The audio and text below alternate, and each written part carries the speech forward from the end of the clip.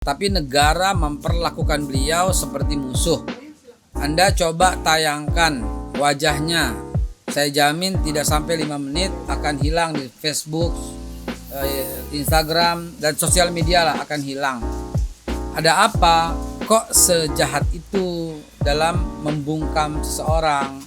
Ini terakhir soal isu KM50. KM50 ya. Ya udah ada tim pencari fakta udah mempublikasi. Pak Amin Rais kemarin udah ke istana dan berkata innalillahi wa inna ilaihi rajiun di depan Pak Jokowi dengan apa yang terjadi di Indonesia hari ini gitu.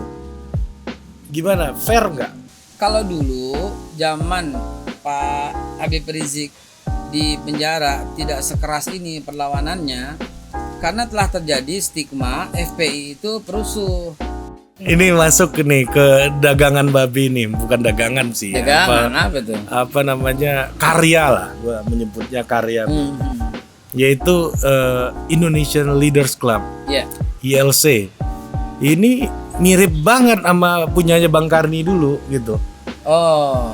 Apa ada hubungannya atau Bang Karni naruh tangan bayang-bayang di sini atau gimana? Begini saudara.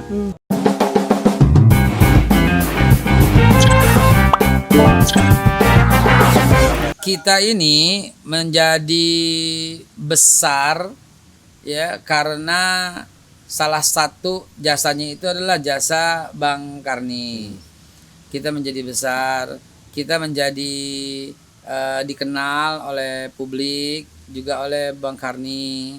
Bukan saya aja, banyak, sehingga banyak orang berkata Bang Karni itu guru dari sisi media. Dan beliau memang orang yang sangat lama dari zaman TPRI. Beliau lalu membuatlah Indonesia Jakarta Lawyers Club dulu. JLC. Nah, ternyata animonya di luar Jakarta juga banyak, maka dibuatlah Indonesia Lawyers Club. Sedikit meniru kode singkatan itu, saya membuat Indonesia Leaders Club karena awalnya itu memang mengumpulkan para leader, calon leader untuk persiapan 2024 orang-orang yang layak menjadi leader di negara ini, bukan dealer, ya. Antara leader sama dealer tuh beda sih. Kalau dealer tuh pedagang. Ada juga yang dia dealer padahal leader, ada juga yang leader padahal dia dealer. Atau sekurang-kurangnya leadernya mantan dealer gitu ya. Yang jelas dia punya counter biasanya. Nah, jadi kita nyiapin itu Indonesia Leaders Club, yaitu sebuah orang-orang yang kita undang ini adalah punya wawasan leadership yang baik. Mengenai nama ya kebetulan aja singkatannya sama gitu kan ya. Tapi formatnya memang jauh berbeda. Format jauh berbeda. Beda-beda. Dan itu kan antara dua kubu selalu kan. Kalau di Kinda nggak ada kubu-kubuan. Semuanya asik, semuanya bersatu, semuanya berpadu. Dan Indonesia Leaders Club atau Cyber TV itu saluran pemersatu bangsa. Tapi tadi Bang Rocky Gerung menyingkatnya beda. Ya, Cyber TV saluran penghalau bangsat. Rocky emang keahliannya bikin istilah ya. Iya, bukan demokrasi, dungokrasi katanya. Oh, berarti bisa saya bilang ini strategi marketing mungkin. Karena Babe orang marketing kan. Makanya saya membaca, wah ini jangan-jangan mau mindahin marketnya ILC ke sini semua nih gitu. Enggak juga ke situ.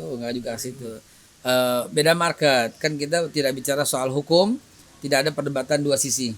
Enggak yang sisi A, sisi B enggak. A sama B konter-konteran, debat kusir enggak. Kita mencari solusi yang terbaik untuk bangsa. Kalau kebetulan ternyata yang diundang homogen, ya karena memang kebetulan aja yang sejenis. Tapi banyak juga kok dua kubu. Tapi saya sebagai moderator tidak pernah mengadu domba, tidak pernah mengecilkan narasumber. Semua punya hak yang sama. Saya akan berlaku adil dan itu janji saya. Berlaku adil di tengah. Gitu. Adil tuh paling susah. Adil tuh paling susah loh. Iya dong. Kalau adil gampang semua orang maka akan beres. Adil itu sangat susah. Saking susahnya adil itu selalu jadi diingetin sama khotib Jumat ya, innallaha ya'murukum bil adli wal ihsan gitu. Isu terkini Be soal HRS Ya. Nah Babe juga salah satu orang yang diminta untuk menggawangi HRS Center Ya. dan Habib Rizik berubah menjadi HRS. Ini banyak sekali nih permainan narasi, permainan simbol gitu ya. Apa yang bisa kita tangkap dari isu ini? Pertama, beliau bukan penjahat. Beliau bukan gembong narkoba. Beliau bukan pembunuh. Beliau bukan koruptor. Beliau bukan pemimpin partai dan beliau tidak pernah berambisi dalam ajang politik apapun. Itulah beliau. Tapi negara memperlakukan beliau seperti musuh. Anda coba tayangkan wajahnya. Saya jamin tidak sampai 5 menit akan hilang di Facebook, Instagram, dan sosial media lah akan hilang. Ada apa? Kok sejahat itu dalam membungkam seseorang? Kasat mata sekali bahwa ini mainan-mainan busuk gitu loh, yang kotor, yang menjijikkan gitu loh, dan membungkam bahkan menghilangkan gitu loh seseorang. Entah siapa pelakunya, tapi ini betul-betul konyol. Jangan lihat HRS-nya deh. Kalau Anda seorang manusia, maka Anda pasti nggak akan rela ada manusia lain yang seperti diginiin. Saya ulangi ya, jangan lihat HRS-nya. Dia seorang manusia, dan kalau Anda adalah manusia, pasti hati nurani Anda menolak kalau ada manusia diginiin. Anda pasang Al Capone, mafia, narkoba yang luar biasa, pembunuhan yang luar biasa, kriminal, seksualnya juga bertebaran. Coba Anda pasang, nggak diturunkan tuh. Anda tahulah para pembunuh misalnya. Anda tahulah koruptor-koruptor yang gila-gilaan ngambil duit dalam bantuan likuiditas Bank Indonesia. Anda tahulah para tokoh yang ngerampok Jiwasraya dengan angka yang fantastis. Tayangkan wajah dia, nggak bakal. Anda tahulah maestro koruptornya Indonesia yang kong kali kong dengan pejabat, Edi Tansil. Coba aja tayangkan wajah Edi Tansil, nggak bakal diturunin. Udah jelas-jelas dia merugikan rakyat. Kenapa beliau tuh diturunin? Kenapa beliau tuh nggak boleh tampil di sosial media? Nah, berangkat dari situlah kita merasa panggilan nurani kemanusiaan. Ini bukan soal ARS, bukan soal organisasi yang sudah dibubarkan FPI, bukan juga soal agama Islam, bukan. Tapi ini seorang manusia yang terzalimi, dan kita sebagai manusia adalah simpati loh, adalah perjuangan dan pembelaan lah begitu. Ya ini kan juga terkait dengan kasus hukum misalnya. Ya itu juga. Ya Habib Rizik minta sidang langsung dan juga sempat heboh kemarin. Gimana ya, menurut pandangan Bapak? Ada berapa jaksa? Ada berapa tambah hakim? Ada berapa tambah pengacara lain? Ada berapa tambah semua? Puluhan bro. Puluhan. Ya. Masa tambah satu doang kagak boleh sih?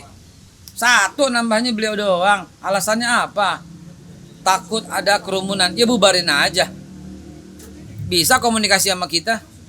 Bisa. Jangan ada pengerahan massa. Bisa kita atur. Bukan saya tukang atur demo. Bukan. Kalau Anda persiskan itu salah. Artinya kita berkata di sosial media, wahai Anda yang mencintai Habib Rizik, jangan sampai turun. Selesai tuh barang. Mudah-mudahan kita masih didengar. Ya gitu tapi kan presidennya udah sering gitu. Iya nggak pernah. Habib Rizik pulang aja kan langsung rame bandara kan. Ya karena itu menimbulkan kekangenan yang luar biasa. Begitu kangennya orang pada beliau, begitu rindunya gitu beliau. Dan kita nggak berupaya menghimbau, ayo jangan. Kalau begitu kita namanya menggembosi beliau sendiri. Itu tugasnya polisi. Kalau polisi yang melakukan itu nggak menggembosi. Karena itu tugas polisi untuk mencegah kerumunan dimanapun gitu loh. Kalau kita tugasnya bukan ke situ.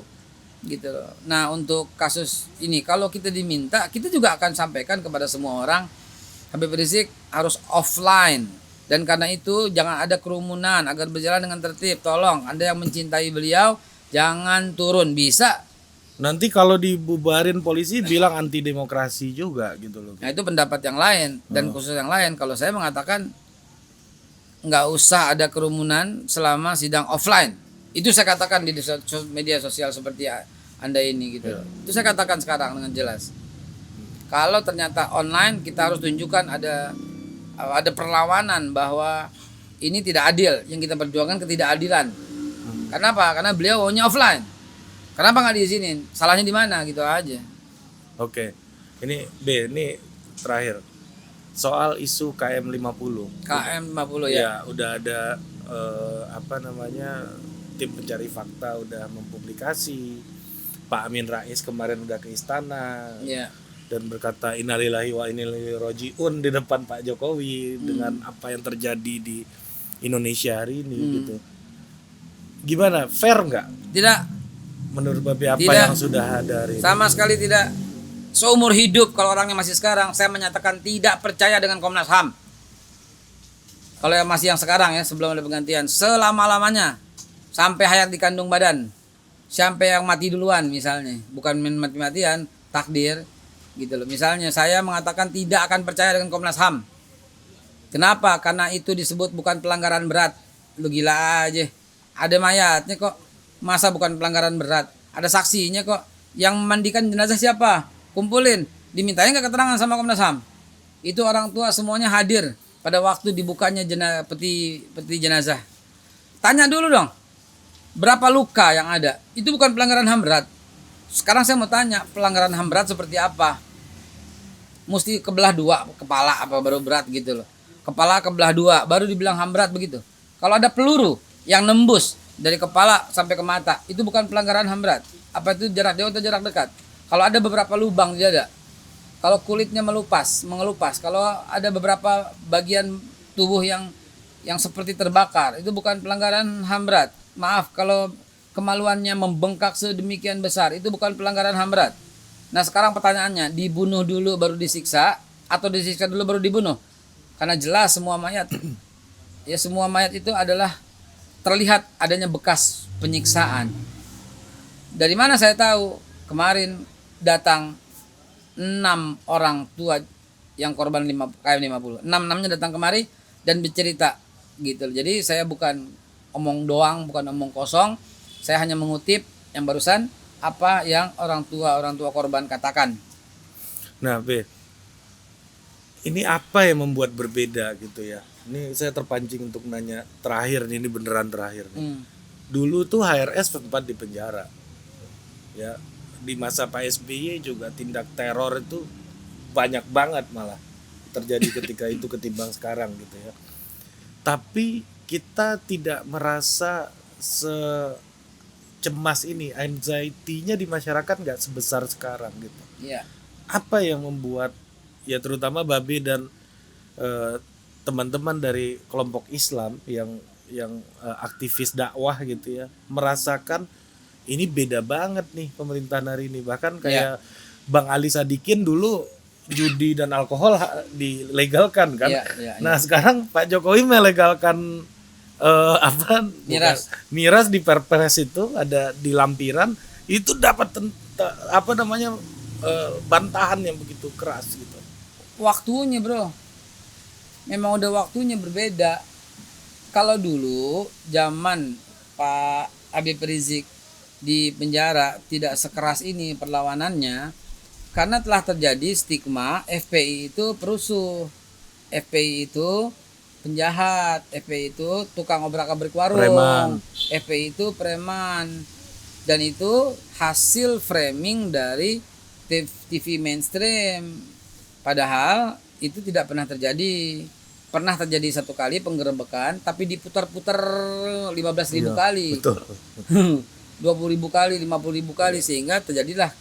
Padahal itu oknum. Itu zaman saya remaja tuh, belum banyak yang belum balik waktu itu. Nah, mungkin penonton saya. Nah, ya itu akhirnya ketika beliau di penjara tidak terlalu seperti sekarang pembelaannya.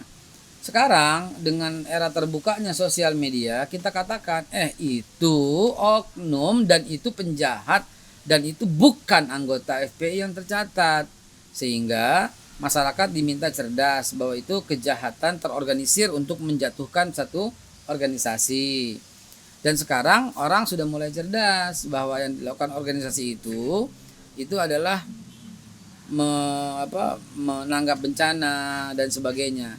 Dan juga orang makin simpati dengan perjuangan Habib Rizik yang orang sekarang menyatakan ini kalau sering sebut sama beliau editnya susah, intinya nggak bisa naik tayang akhirnya. Ya, apa biarin aja. Pasti akan di take down ini. Ya, saya naikin lagi. Mantap gitu ya.